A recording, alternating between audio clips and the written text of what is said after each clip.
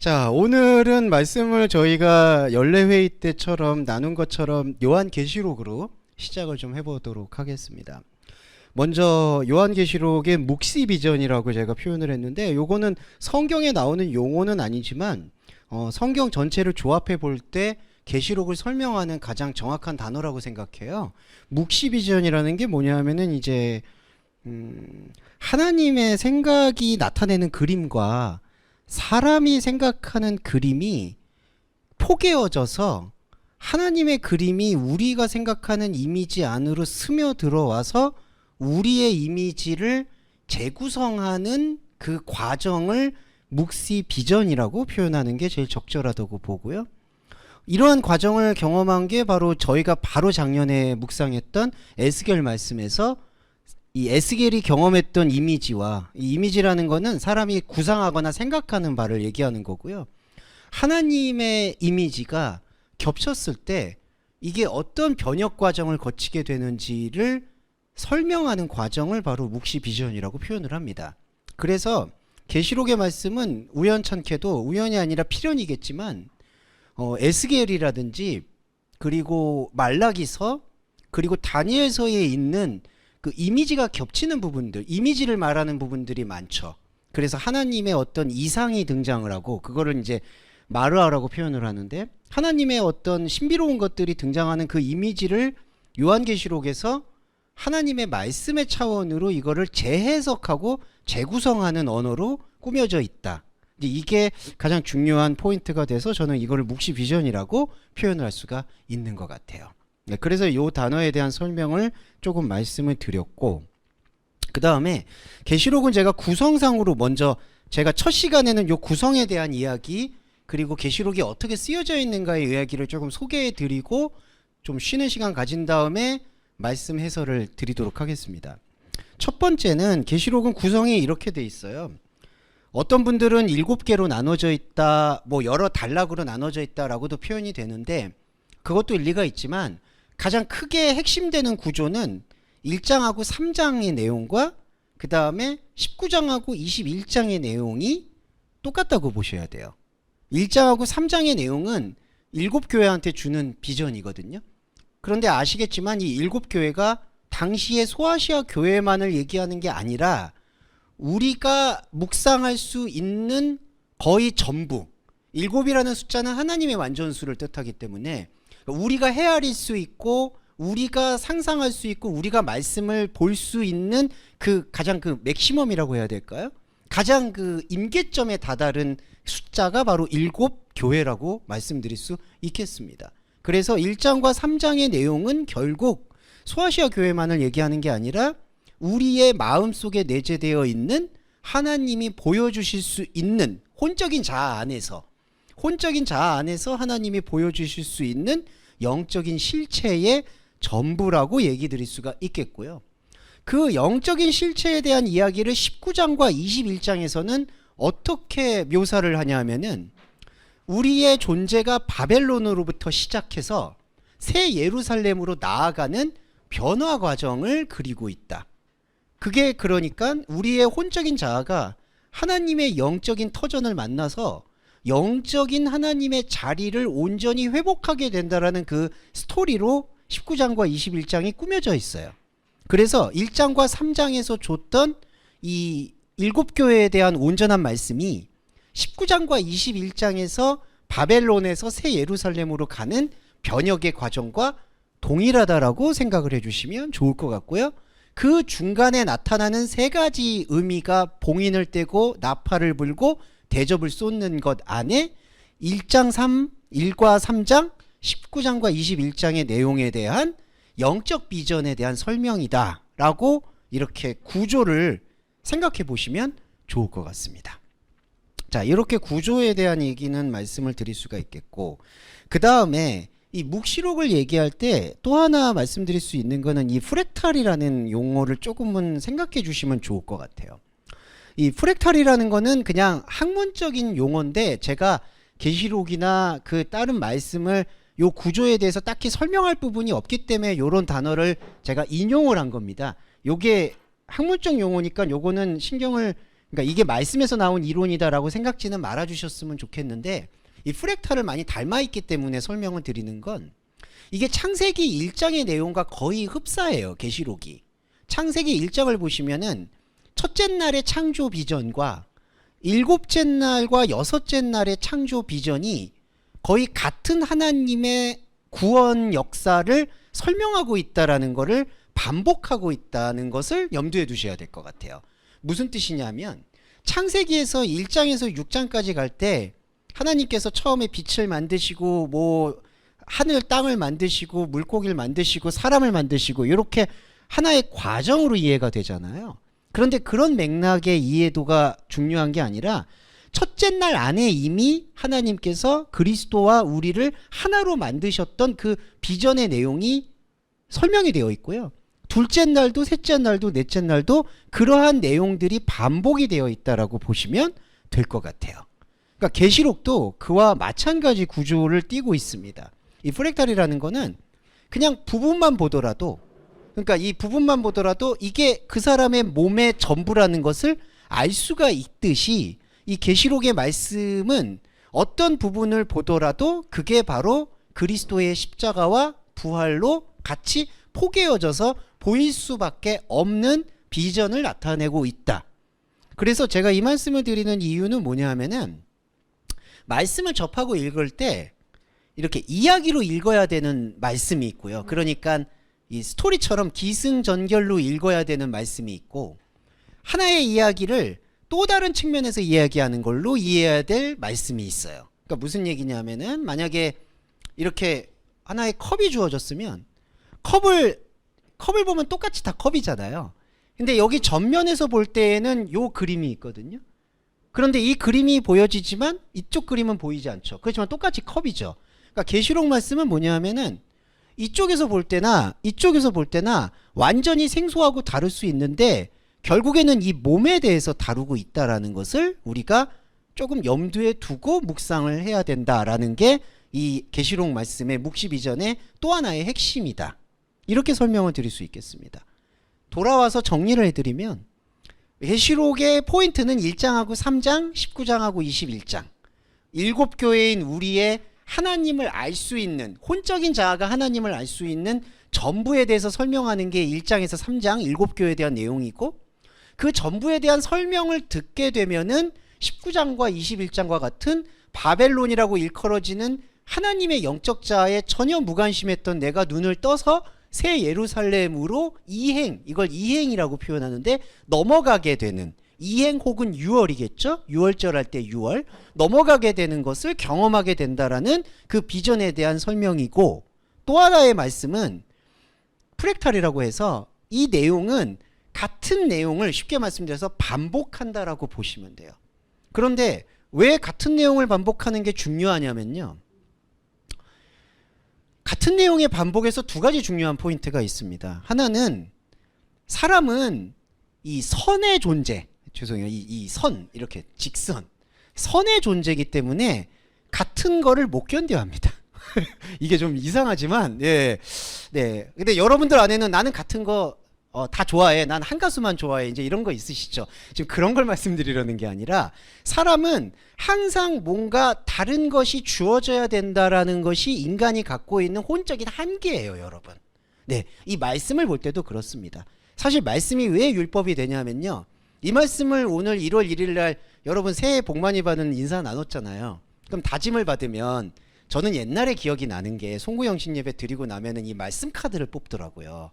물론 좋은 전통입니다. 저는 그런 문화를 존중합니다만, 이제 이게 인간의 한계에 대한 걸 좀 설명드리고 싶은 게, 내가 1월 1일 날 이런 신년에 와서 마음을 새롭게 하면서 예배를 드렸으니까 앞으로 어떻게 적용하고 살아야지라는 그러한 어떤 마음가짐을 다지게 됩니다. 그러니까 이러한 어떤 요소들이 바로 같은 것을 주목하는 것을 견디지 못하는 인간의 체질적인 속성인 거예요, 솔직히.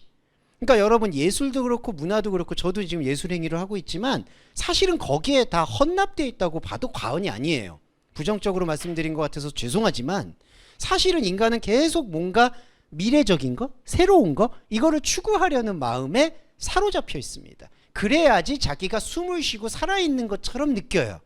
그런데 계시록에서는 왜 프랙탈이라고 해서 같은 거를 얘기하냐면은 이것은 우리가 생각하는 그러한 욕망의 새로움을 추구하는 것이 전혀 아니었다라는 사실을 우리한테 못 박듯이 말씀해 주기 위해서 같은 이야기를 반복해서 이야기하고 있다라고 설명드릴 수 있겠고요. 또 하나 이었습니다. 두 번째는 우리는 사람의 혼적인 생각은 이게 똑같다고 생각해요.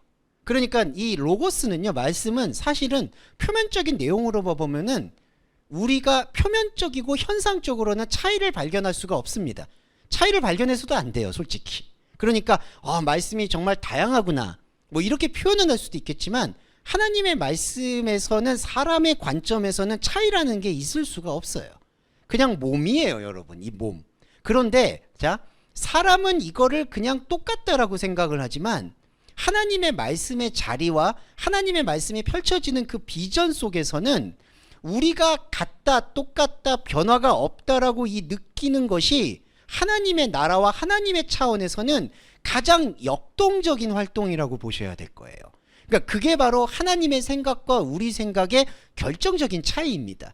우리의 생각은 현상적인 존재니까 현상적으로 눈에 변화가 있고 뭔가 감동이 나타나고 흐름이 변속되는 그러한 느낌이 현상적으로 나를 찌르고 들어와야지 이게 뭔가 살아있는 거구나, 변화하는 거구나, 느낌이 좋구나, 은혜 받았구나, 충만하구나, 이런 관점들을 내가 여러 가지로 쌓아가면서 안타깝지만 그 바벨론, 그 바벨탑으로 인생의 의미를 추구하면서 나는 그래도 제대로 살았다라고 자위하게 돼요.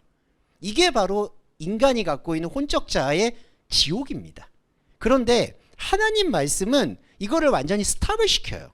그래서 더 어디 가서 얻을 생각을 하지 말아라, 그런 기대를 버려라는 거를 계속해서 작년에도 얘기 드렸지만 올해도 또 얘기 드릴 수밖에 없는 거예요. 그런데 자, 여기서 사람의 생각에서는 이게 단절이 되잖아요. 그러면은 말씀은 더 이상 새로운 게 없구나.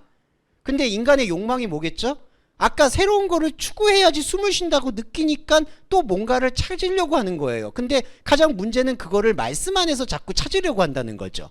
말씀은 사람의 생각이 멈춘 그 자리에서 하나님이 역사를 하시기 때문에 하나님의 역동성은, 죄송한 말인데, 우리의 혼적 자아가 이렇게 가지거나 소유할 수 있는 부분이 아닌 거예요. 그래서 우리가 해야 될 계시록의 비전을 통해서 묵상해야 될 포인트가 뭐냐 하면, 이 똑같이 얘기되고 변함없이 얘기되고 지루할 수 있고 움직임이 안 느껴지는 것처럼, 그러니까 사람의 관점에서는 숨을 안 쉬는 것처럼 느끼는 그 틈새에 하나님의 절대적인 역동성, 이게 이제 역동성이라는 게 완전히 움직이는 걸 얘기하잖아요. 근육도 떨리고 몸이 떨리고 우리가 그럴 때 막 살아있다라고 느끼잖아요. 근데 영의 움직임은 우리의 생각이 죽었고 멈췄다라고 생각하는 거기서부터 시작을 한다는 게 묵시 비전의 가장 큰 포인트가 되는 겁니다. 네. 그래서 우리가 약간 의도적으로 이 교회 형식도 그렇고 이제 그런 것들이 뭐 제 빅플랜이다 이런 거를 말씀드리는 건 전혀 아닌데, 이렇게 교회 형식이 약간 건조하게 말씀드리고 건조하게 추구하는 이유가 어느 면에서는 이런 어떤 외부적인 변화로 인해서 자기가 동기부여를 받으려는 것을 조금은 내려놓아야 될 필요 때문에 그래요. 그래서 사실 개신교 진짜 프로테스탄트라고 얘기한다면은 말씀만 봐야 되는 겁니다. 변화 없는 말씀, 지루한 말씀. 죄송한데 계시록이 오히려 거기서 가장 지루한 거를 얘기하고 있다고 보셔야 될 것 같아요. 자, 그리고 이제 두 번째 묵시 비전인데, 자, 다음 장 넘어가 보면은 이 묵시 비전에서 두 번째로 중요한 거는 여러분들 다 이제 이해를 하시겠지만은 그 예언에 대한 정립입니다. 성경에서는 예언을 뭐라고 얘기하느냐? 예. 그리스도론으로 결론부터 말씀드리면은 성경에서 말하는 프로페테스 예언은 하나님의 것을 선포한다라는 게 정확한 정의예요. 그냥 거기 이상도 이하도 없습니다. 예언이라는 거는 미래의 일을 얘기하는 게 아니라 하나님의 있는 것을 얘기한다는 뜻입니다. 그런데 왜 예언이라고 번역이 되냐 하면은 프로페테스라는 것이 합성어인데 앞서 있는 것을 선포한다는 뜻이거든요. 앞서 있다는 것이 어떤 것이냐? 바로 우리가 살고 우리가 추구하고 있는 우리의 시간보다 앞서 있는 것. 그러니까 사람의 시간에서 미래를 얘기하는 게 아니라 사람의 시간을 주어져 있는 것 넘어 있는 하나님의 창조의 시간 속에서 일어나 있는 것, 본래 있는 것, 그거를 설명하고 선포하는 게 바로 예언이라는 것이죠. 그래서 우리가 요한계시록이라고 읽을 때 이 계시는 하나님의 원래 있었던 것, 이거를 학문적인 용어로 표현드리면 선험이라고 표현합니다. 그러니까 이전에 경험되어진 것, 우리가 경험한 게 아니라 사실은 우리의 이 현상과 몸이 경험하는 게 아니라 우리를 예비하셨던 하나님께서 당신의 생명 충만을 위해서 마련해 두었던 것, 그게 선험입니다. 선험. 그러니까 우리는 이미 경험되어져 있는 것을 말씀을 통해서 끄집어낸다고 보셔야 돼요. 예언은 그렇기 때문에 우리한테 하나님께서 미리 예비하셨던 것을 말씀을 통해서 들춰낸다. 계시라는 것이, 아포칼립스라는 게 이제 감추어졌던 것을 열어낸다는 뜻이 있거든요. 아포칼립스하고 진리라고 번역된 알레데이아도 감춰져 있는 것을 벗겨낸다라는 뜻이 있습니다. 그래서 요 예언과 계시는 원래 있었던 원래의 경험을 우리가 회복한다. 이렇게 보시면은 예언의 의미와 계시의 의미를 좀 더 확실하게 저는 우리 마음속에 새길 수 있다라고 생각이 들고요.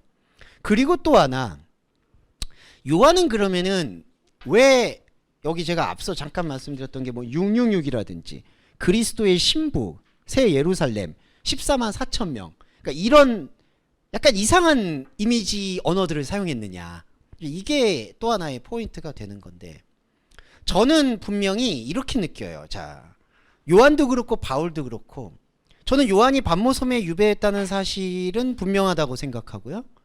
그리고 오래 산 것도 저는 분명하다고 봅니다. 요한이 가장 제사들 중에서는 장수한 거라고 저는 봐요. 네. 그런데 그 장수한 게 요한의 입장에서는 결코 좋은 게 아니겠죠. 왜냐하면은 정말 살기가 그때 당시에는 얼마나 어려웠을까라는 생각은 들어요. 네. 그리고 정말 솔직하게 말씀드리면은 만약에 복음이 요한이나 바울이 그렇게 고생한 것처럼 너도 고생해야 된다, 그게 십자가다라고 얘기하면은 저는 탈락할지도 모를 것 같아요. 네, 네, 저같이 유약한 사람은, 예, 바울이 현상적으로 경험했던 그거를 조금이라도 겪으면, 예, 그거는 정말 빈말이 아니라 저보다는 여러분들이 훨씬 더 구원에 이를 수 있는 가능성이 높다. 여러분들이 고난을 겪어오신 거에 비하면 저의 고난은 너무나 미세하다. 그렇기 때문에 만약에 복음이 그거라 그러면은 저는 정말 이 마이크를 내려놓을 수밖에 없다.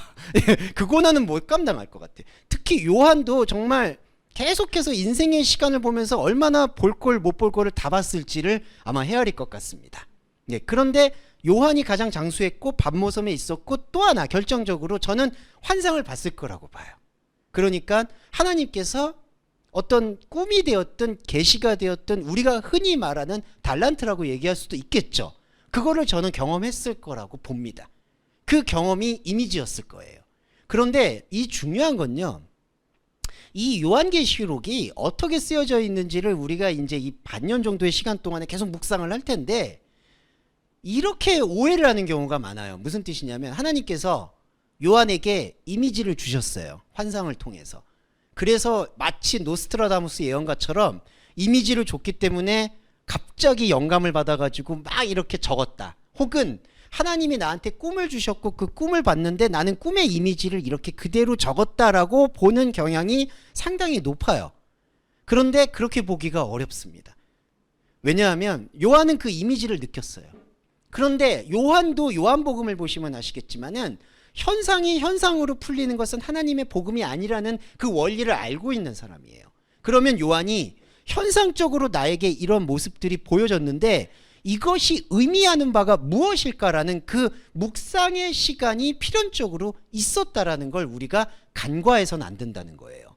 다시 말하면 요한은 환상을 보았는데 그 환상을 그대로 마치 여기서 14만 4천 명이 보였고 백보자에 누가 앉아 있었고 뭐 청홍색 말이 나타났고 이거를 그대로 옮겨 적은 게 아니라 그러한 요한이 느꼈던 여러 가지 환상들을 풀이를 했다는 거죠. 어떤 걸로 풀이를 했을까요? 예수님의 말씀에 대한 상고, 깊이 생각하는 것과 자기가 경험했던 것과 이거를 같이 조합을 했던 겁니다. 그래서 제가 아까 묵시비전 처음에 말씀드릴 때 사람이 보았던 이미지와 하나님이 생각했던 생각과 이게 포개어지는 장소예요. 그러니까 저와 여러분이 어떤 분들은 영지주의적으로 이 모든 사람의 혼적인 건 다 걷어내고 영적인 것이 들어와서 깔끔하게 클리어한다라고 생각하는데 그건 또 하나의 욕망입니다. 우리가 말씀을 보는 과정도요, 나의 혼적인 자리에서부터 시작해서 혼적인 자리 안으로 들어온 말씀이 육신이 된 그리스도의 그 이미지, 감각, 느낌, 나의 삶, 나의 모든 총체적인 부분들이 어우러져서 거기 안에서 나의 삶에서의 현상적인 것들은 이걸 탈각이라고 표현하거든요. 다 빠져나가고 염전에서 마치 그 염전의 그 엑기스만 남듯이 나머지는 다 빠져나가고 하나님의 영적인 자리만 남게 만드는 그 역동적인 과정이 요한에게도 있었다는 거예요. 그리고 요한은 자기가 이렇게 묵상하는 것에 대한 영적 확신을 받은 게 바로 에스겔의 말씀에 염두에 있습니다. 에스겔도 환상을 본 사람이에요. 그리고 에스겔은 또 자기의 인생에서 아내가 죽는다든지 어떤 현상적으로 전혀 납득할 수 없는 일들을 어떻게 보면 온몸으로 겪은 사람이에요. 그런데 그 온몸으로 겪었던 거를 그대로 표면적인 경험을 표면적으로 말씀화시킨 게 아니라 현상적이고 표면적인 경험을 하나님의 말씀과의 묵상과 교제를 통해서 다시 해석했다는 거예요. 이게 바로 재구성, 재해석입니다. 그래서 요한계시록은 이 언어들이나 이미지가 쓰인 거를 정말 죄송한 말인데 유아적으로 정말 요한이 이렇게 눈 뜨고 있으니까 하나님께서 입신을 해서 저기 가서 14만 4천 명 보여주고 666명 보여주고 새 예루살렘을 보여준 게 아니라 그 사람이 요한이 어떤 경험을 했는지는 우리는 몰라요. 어떤 이미지를 봤는지는 몰라요. 그런데 중요한 거는 그 이미지를 그대로 옮겨 담은 게 아니라 그 이미지나 생각이나 자기의 현상적인 체험을 하나님의 말씀과 포개어서 완전히 하나님의 역동적인 것으로 다시 기록을 했다라는 거예요. 저와 여러분도요, 성경을 읽을 때 이게 제일 중요한 포인트입니다. 성경은 사람의 말이에요. 죄송한 말인데 첫 시작점은 우리가 로마서 1장 17절을 보면은 복음에는 하나님의 의가 나타나서 믿음으로부터 나와서 믿음으로 이르게 한다고 합니다. 처음의 믿음은 우리한테 정말 소중한 거예요. 여러분과 저도 모태신앙이 되셨던 어떤 신앙이 되셨든 처음에 하나님을 경험할 때는 그거는 저는 필히 존중돼야 된다고 봅니다. 때로는 방언을 얘기하실 수도 있고 때로는 정말 인격적으로 하나님을 만나는 것들 저는 당연하다고 봐요. 근데 중요한 건 그 다음부터예요. 그 다음에 예, 웃으시는 이유가 제가 충분히 공감됩니다. 우리 이제 저희 어머니 되시는 권사님도 아마 그런 놀라운 체험들이 넘쳐나요. 솔직히 넘쳐나세요. 근데 자, 죄송한데 그 다음이 자, 예수님이 기적을 많이 행하셨잖아요. 다 이게 똑같은 거예요. 근데 그 기적을 행할 때 동상이몽이 생긴 게 뭐냐 하면 제자들은 그 기적을 보고 그 기적을 제가 앞서 말씀드렸던 새로운 것의 동기부여, 불쏘시개로 삼으려고 하는 거예요. 야, 내가 오늘 이 하나님이 무리를 걷게 했어. 나는 이거를 자양분 삼아서 이제 더 큰 거를, 예수님이 또 오해할 만한 말씀 하시잖아요. 더 큰 일을 할 거라고. 그러니까 사람이 또 거기에 또 양적인 더 큰 거에 기대가 있어서 또 거기에서 넘어가려고 하잖아요. 근데 예수님의 뜻은 그게 아니라 현상적으로 우리가 느꼈던 여러 가지 교제, 감각, 이 모든 것들을 존중하되 이거를 이제는 하나님의 말씀의 깊이로 끌어올리는 거예요. 그때 끌어올릴 때 어떻게 되냐면은 마치 우주선이나 로켓가 이렇게 3단 분리가 되듯이 처음에 추진체가 같이 따라가면 안 되잖아요. 추진체는 날아가는 거고 요 핵탄두라고 얘기할 수 있는 핵심만 이제는 올라가는 거예요. 그게 구약에서 말하는 제사의 본질이에요. 향이 되어서 올라가는 거죠. 그러면은 우리 인생은 지금 어떻게 남느냐? 우리 인생은 그냥 남는 겁니다, 여러분. 그러니까 여기서 또 하나님이 관심이 없어졌네, 우리를 돌보지 않네, 이런 게 아니에요. 장성한 것의 분량에 이르라는 바울의 말씀은 현상적으로는 우리는 그런 믿음으로 시작을 했는데 이제는 그런 현상적인 믿음을 추구하는 방향이 아닌 본질의 역동성, 영의 말씀을 추구해야 되는 것으로 넘어가는 게 바로 몸이 완성이 되는 장성한 자의 분량이라는 표현이에요. 그러니까 신앙의 성숙은요, 현상에서 열매로 찾아야 되는 게 아니라 현상은 이제 기도를 하냐 아냐의 논지가 아니라 나에게 주어진 것을 최선을 다하면서 살아가는 것이고요. 현상에서의 삶을 잘 꾸려내면서 하나님의 영적인 이미지를 하나님과 함께하는 교제의 이미지로 전환하는 것. 이제 이 과제가 우리의 영적인 의무, 곧 로마서에서 말하는 사랑의 빛이 된다는 겁니다. 사랑의 빚진 자. 이게 바로 내 이웃을 내 몸과 같이 사랑하는 것. 이 원리를 우리가 이해할 필요가 있다는 것이죠. 그래서 정리해서 말씀드릴게요. 요한은 경험을 했어요. 저는 그걸 확신합니다. 분명히 특별한 경험을 했어요. 누구도 설명할 수 없는 경험을 했다고 봐요. 바울과는 또 다른. 그런데 요한은 그 자기의 현상적 경험을 그대로 옮겨 담아서 이게 미래에 어떤 일들이 벌어질 것이다 라고 얘기하는 것과는 전혀 다르게, 이거는 우리 인간의 시간에서 미래에 일어날 일을 얘기하는 게 아니라 우리의 내면 세계, 우리의 영적 세계 안에서 이미 하나님께서 마련해 두셨는데 우리가 전혀 보지 못하고 있는 것을 하나님의 말씀의 차원에서 완전히 우상의 껍질을 벗겨내고 생명의 본질을 드러내는 과정으로 계시록을 집필을 하였다. 이렇게 보고요. 공교롭게도 이게 바로 성경의 오메가, 마지막이 되는, 문을 닫는 그러한 비전의 결정체가 되어지기 때문에 저희들도 그런 관점에서 계시록을 묵상을 해야 된다라고 봅니다. 그래서 정리해서 말씀을 드리면, 일단 계시록은 미래에서, 우리가 현상적으로 얘기하는 미래에서 일어나는 종말을 다루고 있는 것에는 관심이 없다. 네, 이거는 분명하게 우리가 못을 받고 들어가야 돼요. 이 현상은 현상대로 벌어질 수밖에 없는 거고, 그거에 대한 것은 우리가 생각하는 양심, 이성, 이걸로 대응해야 되는 겁니다. 밖에서 일어나는 뭐 기후 위기 뭐 여러 가지가 있잖아요. 이런 것들, 뭐 전쟁, 이런 것들은 우리의 양심과 윤리에 맡겨야 되는 거예요. 이게 뭐 경홀히 여기자, 소홀히 여기자라는 게 아니라 그 관점인 거고, 하나님이 말씀하신 이 계시록의 관점은 우리의 몸이 생명의 장성한 자의 분량에 이를 수 있도록, 곧 멈춘 것, 똑같은 것, 변함없는 것, 그것을 변함없다라고 생각하는 인간의 선입견을 일단 분쇄를 하고 완전히 하나님의 역동적인 영의 세계로 들어갈 수 있는 체질을 결정적으로 만들어내는 포인트, 이걸 이제 오메가 포인트라고 표현하는데, 그거를 하나님의 때, 호라라고 얘기합니다. 영과 진리 안에서 예배하는 때, 그 예배할 수 있는 때를 마련하기 위한 초석 혹은 시금석을 닦는 역할이 바로 계시록 말씀의 본질이다. 이렇게 생각을 해주시면 좋을 것 같아요. 그래서 앞으로 계시록은 그런 관점으로 볼 수밖에 없고 그렇게 봐야만 한다는 거 말씀을 드렸습니다. 잠깐 쉬었다가 우리 본문 보겠습니다. 네, 이제 두 번째 시간 가져보도록 하겠습니다. 자, 아이고 감사합니다, 집사님. 네. 자,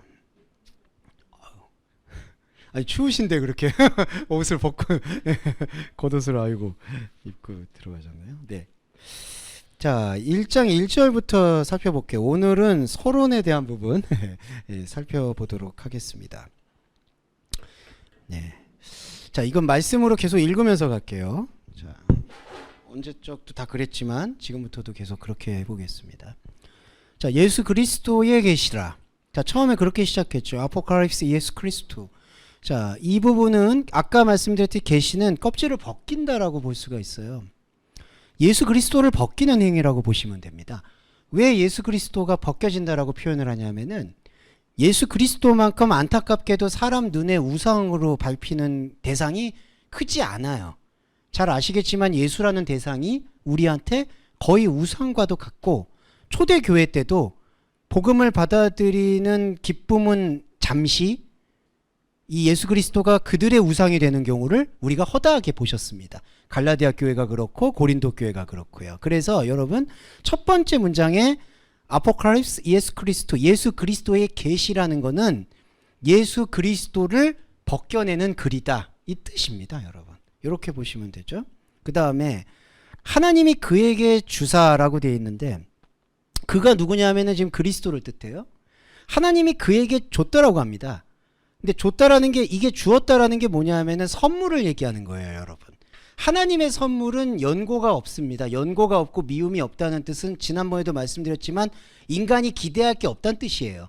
자, 이게 중요해요. 하나님의 선물은, 우리는 선물이라 그러면은 이게 가치가 있는 걸 받으면 좋아하잖아요. 그게 때로 뇌물이 되기도 하죠. 근데 하나님의 선물은 사람이 현상적으로 봤을 때 전혀 가치가 없는 거예요. 돌이라고 보시면 됩니다. 그냥 길가에 굴러다니는 돌이에요. 돌 준 거예요. 자, 하나님의 선물의 개념이 이거고요. 하나님이 그리스도한테 이 선물을 줬어요. 무엇을 줬을까요? 하나님이 그에게 줬다. 계시를 주신 거예요. 그리스도한테. 그리고 또 하나, 그리스도의 계시는 그리스도 자신이에요. 그러니까 하나님이 그에게 줬다라고 했을 때 하나님이 그리스도에게 무엇을 줬다라는 얘기가 아니라 하나님이 그리스도를 줬다라는 얘기입니다. 그리스도를 선물로 주셨어요. 근데 그리스도를 선물로 주셨는데 그리스도가 어디에 있죠? 바로 이 말씀을 듣고 있는 여러분의 영적 자리 안에 있는 거예요. 그래서 하나님이 그에게 주었다라고 하는 것은 무엇을 주었냐? 계시인데 계시는 곧 우상이 벗겨진 그리스도고 우상이 벗겨진 그리스도는 바로 여러분의 마음에 있다입니다. 이게 영적 자리예요. 그리고 자, 두 번째 문제, 세 번째 문장으로 갈게요. Deixai tois druis out. 종들에게 뭐를 보이시려고 라고 얘기하는데 여기 반드시 속힐 될 그 후속을 먼저 볼게요. 종들에게 보이시려고 라고 하는데 이 보인다라는 얘기가 네익사이, 입증한다는 얘기입니다. 입증하시려고. 왜 입증을 하려고 하죠? 우리 눈에는 현상적인 것에 희미하기 때문에 하나님의 영적 관점에서 이걸 선명하게 하시기 위함이에요. 그러니까 이게 마치 판화를 이렇게 긁듯이 네익사이는 우리 마음속에 영적인 것이 원래 있는데 그것을 희미하게 보니까 그것을 선명하게 볼 수 있도록 입증하려고 하는 게 바로 네익사이, 보이시려고 하는 거예요. 누구한테 보이시냐면요, 종들한테. 근데 여러분 이때 말하는 종이라는 거는 뭐냐면은 이게 참 해석이 좀 복잡해지지만 이거는 서론은 좀 길게 가셔야 돼요. 이 서론이 되게 중요한 부분이라 이해해 주시고요. 자, 종이라는 거는 섬기는 사람을 말해요. 자, 그런데 섬기는 사람인데 예수 그리스도가 벗겨졌죠, 여러분? 그러면 예수 그리스도가 벗겨졌을 때 나타나는 가장 충격적인 거는 우리는 예수 그리스도를 대상으로 삼아서 그분을 섬기려고 해요. 그런데 예수 그리스도의 껍질이 벗겨지면 예수 그리스도는 섬기는 대상이 아니고 내 안에 들어와 있어요. 그러니까 이 종은요, 섬길 대상을 찾지 못하는 종이에요. 그러니까 여러분 이 바울도 그랬고 나는 그리스도의 종이다라고 얘기를 하잖아요. 이때 개념을 바꿔야 되는 게 섬길 주체가 없는 거예요. 그러니까 종이라고 얘기하는 거는 주인이 있어야 되잖아요. 근데 이 주인이 없는 상태에서도 섬길 수 있는 것, 이거를 바로 그리스도의 종. 그래서 천사를 그 종 요한에게 보내어 지시했다. 요한이 바로 그 역할이고 여러분도 그 역할인 거예요. 그러니까 섬길 대상이 없어요. 섬기는 개념이 아니라는 거죠. 그러면은 이게 어떻게 되는 거죠? 우리는 말씀과 생명을 섬기는 게 아니라 내 안에서 있는 것을 바라보고 열어낸다라는 걸로 전환해야 돼요. 그래서 바울이 그랬고 요한이 그랬고 우리도 그리스도의 종이에요. 십자가를 지는 거예요. 그런데 이게 어떤 대상이냐? 외부적으로 이거를 섬기고 예배하고 기도하고 찬양하는 그 관점이 아니라 내 안에 하나님께서 선물로 주셨던 그것을 발견하는 그 의무에 눈을 뜨는 사람, 그게 종입니다. 그래서 여기 보시면 종한테 보이는 거예요. 그 다음에 1절에서 핵심되는 말씀이 바로 이 부분입니다. 한글 번역으로는 반드시 속히 될 일이라고 번역되어 있는 것인데 여러분 이거는 말씀 한번 들어보셨을 때 기억나시겠지만 다시 한번 말씀드리면 They 게네스다이 앤 타케이라고 쓰였어요. 그래서 이게 어떤 거냐면요, they라는 단어는 반드시 must라고 볼 수가 있겠고 반드시, 그 다음에 게네다이는 태어났다, 되었다 이런 뜻인데 여기서 넌센스가 뭐냐면은 한글 번역을 보실까요? 될 일이라고 되어 있어요. 반드시 속히 될 일, 미래 시제죠. 그런데 원문에서는 요게 신약 성경은 원문이 크게 두 개가 있습니다. 스테판 본이 있고 알랜드 본이 있어요. 두 개 다 이제 공인 본문으로 이제 유지가 돼요. 근데 두 개 판본 모두 이게 게네스다이가 쓰였어요. 게네스다이의 태와 시제를 말씀드리면 과거 수동태입니다. 네, 과거 수동태. 그러니까 과거 시제예요, 여러분. 과거 시제는 뭐냐면은 이미 된 거예요. 이미 되어진 일. 그래서 이거를 직역을 하면은 이미 되어진 일 이렇게 번역을 해야 되는데 제가 앞서서 넌센스라고 말씀드린 건 엔타케이라는 전치사구는 속히, 신속히라는 뜻이에요. 그러니까 이게 사람의 문장, 그러니까 언어 문장으로 읽으면은 이게 충돌해요. 신속히라는 뜻은 이제 앞으로 될 일을 또 예감하잖아요. 신속하게, 빠르게. 근데 될 일이라는 거는 이미 과거 시제가 써서 되어졌다라고 하잖아요.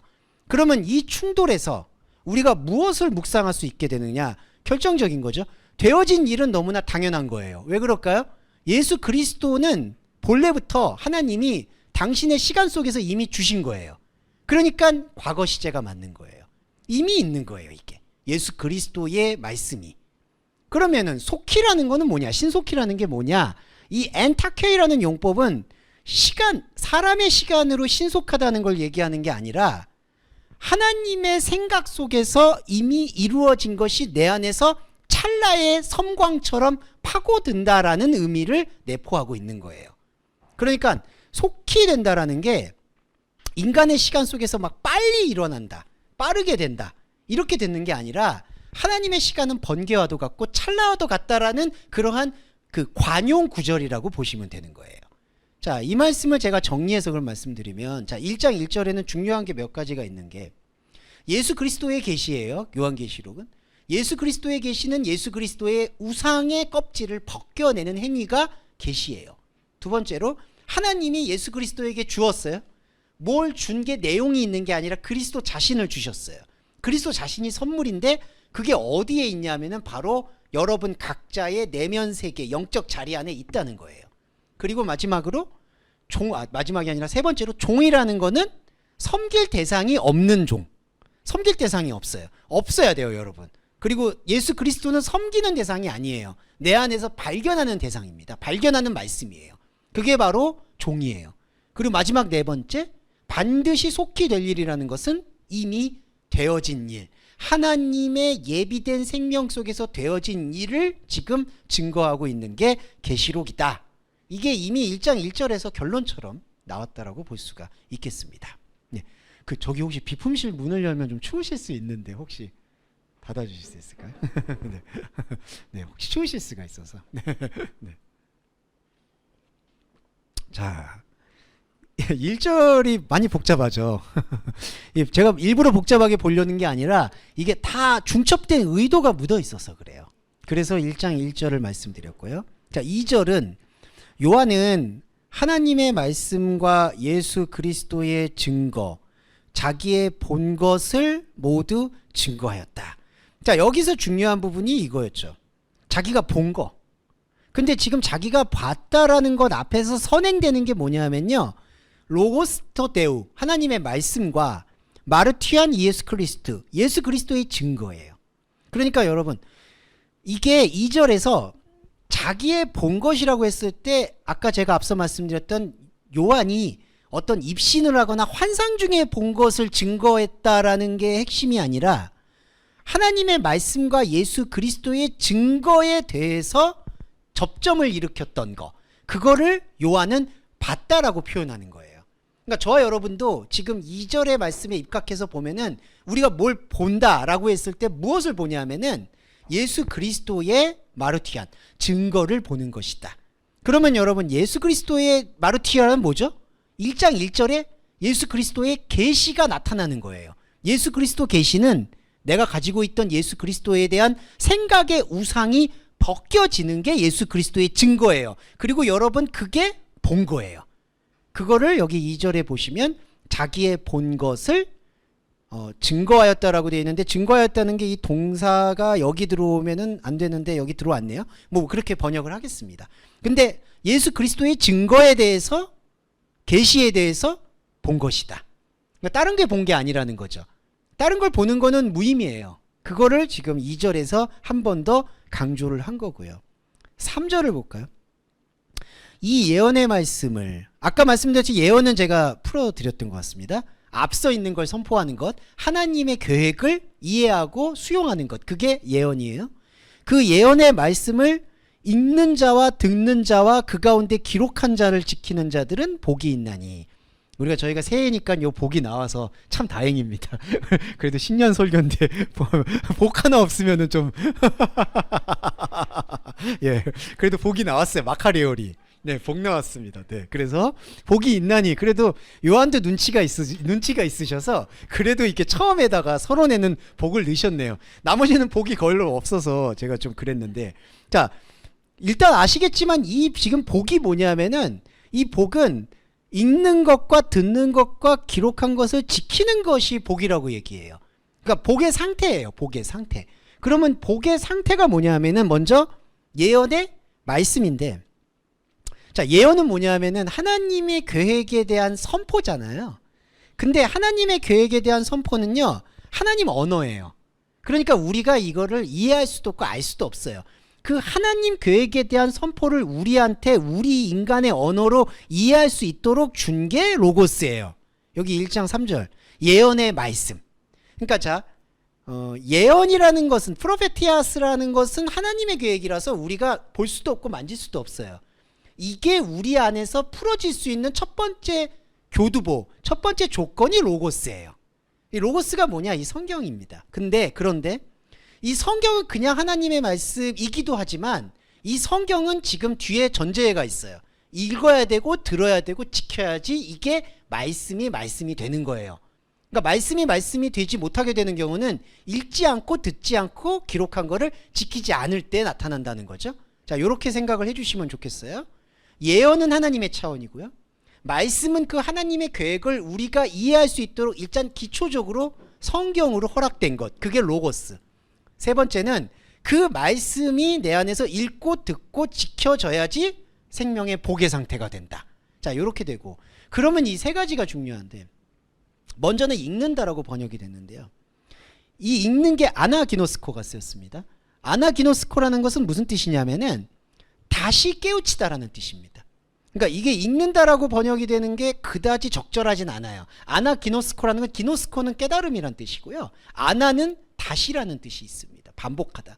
그러니까 이게 읽는다라는 이 단어는 다시 읽는다. 여러분 여기에 주목해 주셔야 돼요.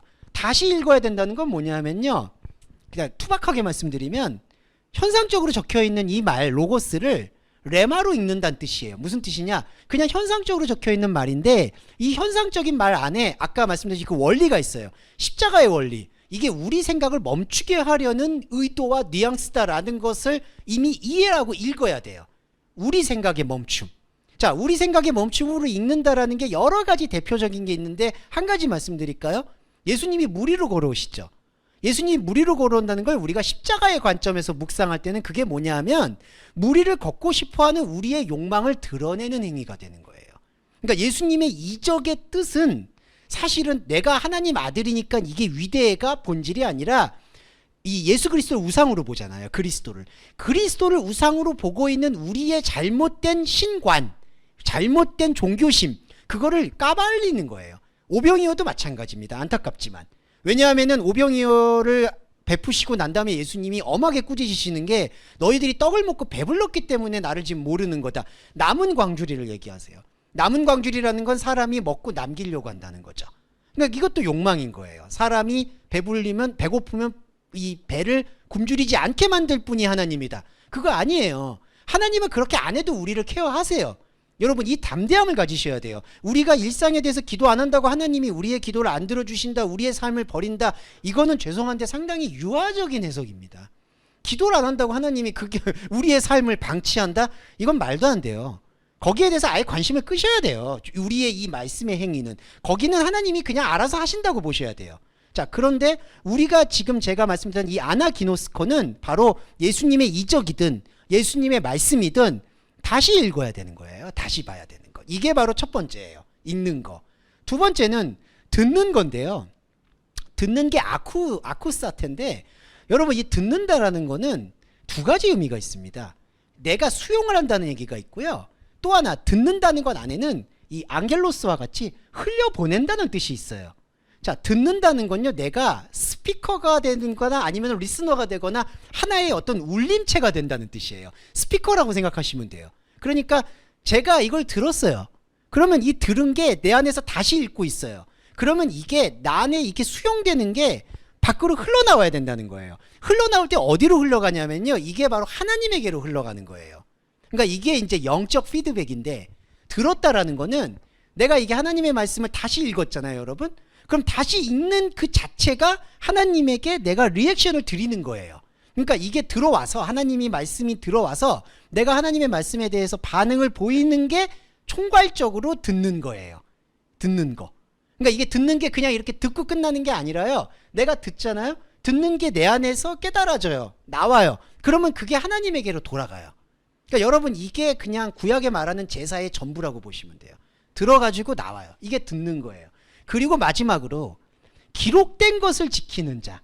자, 이 기록은 어떤 거냐면 이 그라포는 이 계시록에서 가장 중요하게 언급하는 건데 이 새겼다는 건데 새긴 거는 바로 이 두 가지 의미가 있는데 하나님 말씀이 원래 새겨져 있잖아요, 여러분.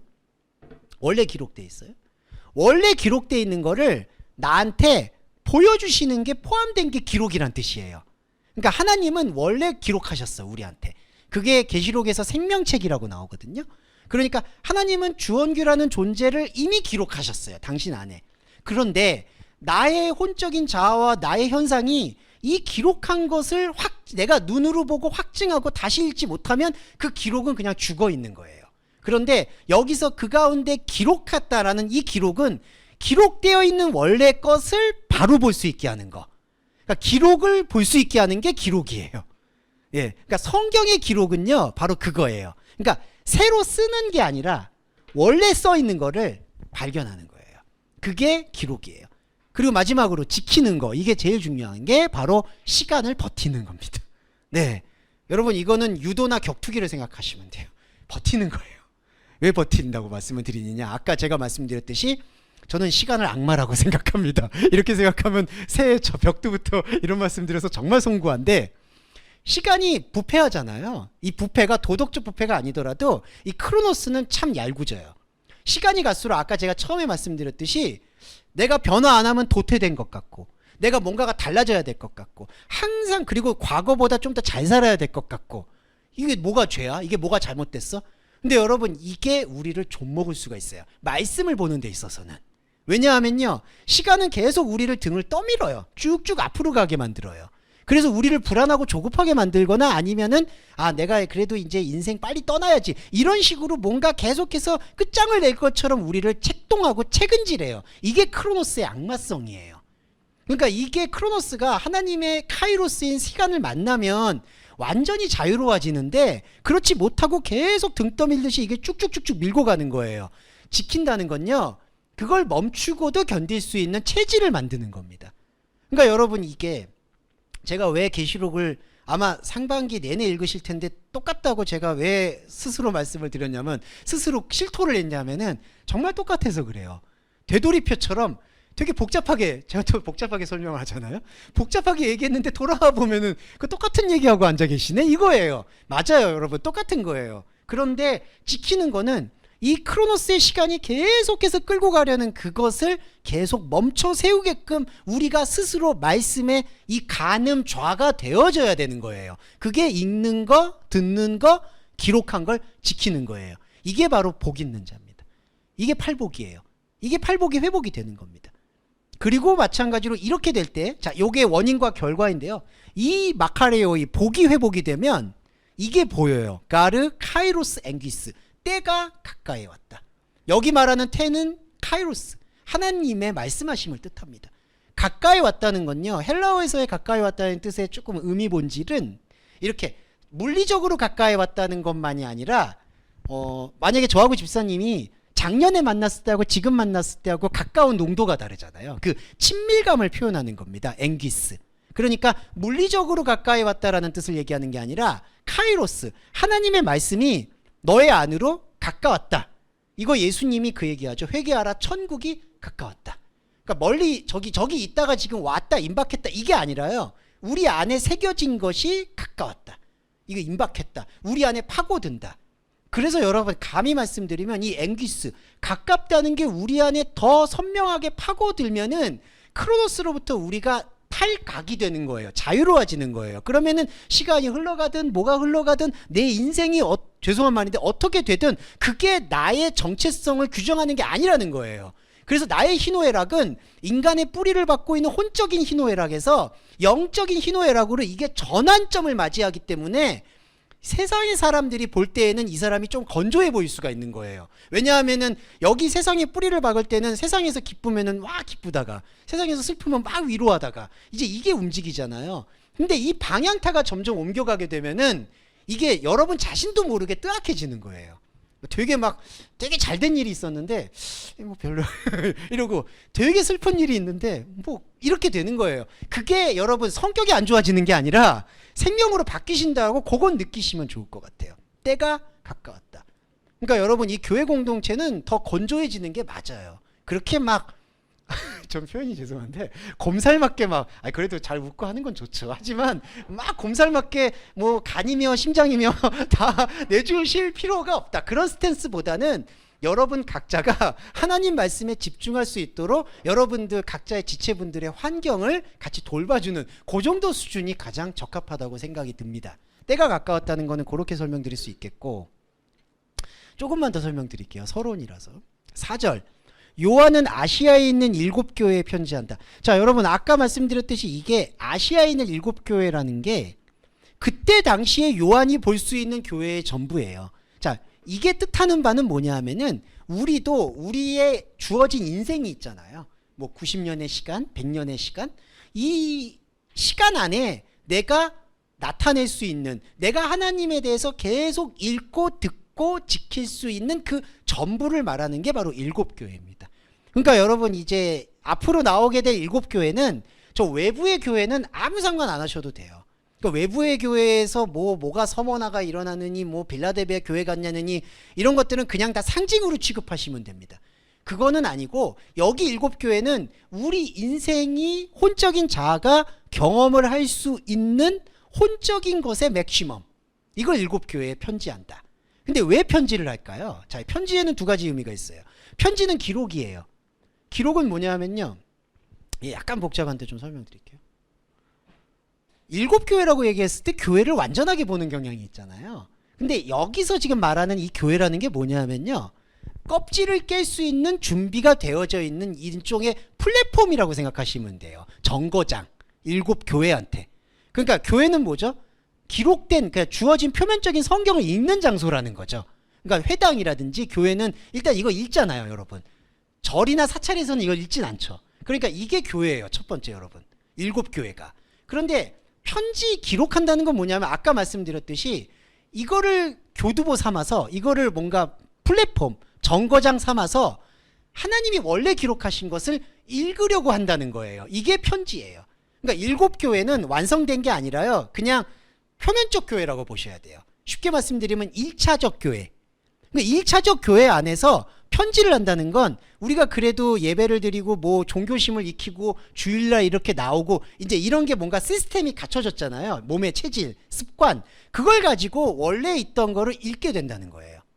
그래서 여러분 교회로는 이렇게 두 개로 좀 나눠질 필요가 있어요. 1차적 교회와 영적 교회. 7교회는 영적 교회를 얘기하는 게 본질이 아니라 사람이 인생에서 경험할 수 있는 모든 정거장의 모습이라는 거고요. 거기 안에서 우리는 해야 될 게 뭐냐 하면은 계속 편지, 기록하는 거예요. 아까 기록이 뭐였냐면 원래 기록되어 있는 거를 계속 확인해 나가야 되는 거예요. 7교회가. 그러니까 7교회는 완성이 아니라요, 우리가 어떤 의미에서는 계속 이 인생의 시간이 닿을 때까지, 크로노스가 이제 요 육의 옷을 벗을 때까지 하나님의 카이로스인 편지, 기록을 계속 새기는 작업이다. 그게 바로 7교회의 편지입니다. 자, 그렇게 하면은 그 기록으로 인해서 뭐가 드러나냐면은 이게 나와요. 이제도 계시고 전에도 계시고 장차 오실 이. 자, 오늘은 4절까지만 설명을 드려야 될 것 같네요, 시간 관계상. 요거만 좀 설명을 드릴게요. 호, 혼, 카이, 호, 헨, 카이, 호, 에르코메노스. 요게 세 가지인데요. 뭐냐 하면은 현재 있고, 그 다음에 원래부터 있고, 그리고 오고 있는. 자, 그래서 이게 한글 번역은 어떻게 돼 있죠? 이제도 계시고 전에도 계시고 장차 오실 이. 자, 이게 어떻게 이해가 돼야 되냐면요, 첫 번째, 이제도 계시고라는 거는 현상적으로 있는 거. 자, 현상으로 있는 거는 뭐죠? 지금 우리가 성경 말씀처럼 예수님도 2000년 전에 역사적으로, 자, 우리가 말하는 역사, 이게 현재예요. 이제도 계시고. 자, 두 번째, 호엔, 전에도 계시고라는 게, 이게 시제가 미완료 시제가 쓰였습니다. 미완료라는 건요, 이제 이게 바로 신적인 시제라고 표현을 하는데, 이게 아직 완료가 안 됐다, 완성 안 됐다는 뜻이 아니라 전에도 있고 앞으로도 계속 지속될 것이다 라는 표현을 가지고 있어요. 그래서 이거를 신적인 하나님 시제라고 표현을 하는 건데, 이 전에도 계시고라는 이 개념은 뭐냐면은 바로 하나님 시간 속에서 존재한다, 이거를 암시하고 있습니다. 그러니까 자, 정리해 볼까요? 이제도 있다는 거는 역사적으로 있고 우리한테 있고 지금 현재. 두 번째로 전에도 계시고는 하나님의 시간 속에서 있고, 그 다음에 중요한 게 요 에르코메노스, 여기 장차 오실 이라고 번역됐나요? 네, 장차 오실 이. 이거는 장차 오시는 게 아니라요, 현재 진행형이에요. 에르코메노스, 오고 있는 이. 자, 이게 어떻게 관계가 되죠? 자, 현재는 우리와 역사적으로 표면적으로 함께 있는 거죠. 그런데 표면적으로 함께 있는 하나님이 계시고 예수님이 계시고, 원래 하나님께서 창조 시간 속에 있는 하나님이 계시고, 근데 이 두 개가 지금 사실 떨어져 있잖아요. 하나님 시간, 우리 시간. 에르코메노스가 이걸 육박해서 들어온다는 거예요. 하나님의 시간 속에서 우리의 시간과 우리의 상황 속으로 육박해 들어오고 있는 것이 바로 보좌 앞에 보이는 일곱 영을 말하고 있다는 거예요. 네, 이거 이해되시죠? 일곱 영이 이제, 이것도 설명을 드려야 되네요. 일곱 영이라고 표현되는데, 자, 일곱 영도 여러분 두 가지 차원입니다.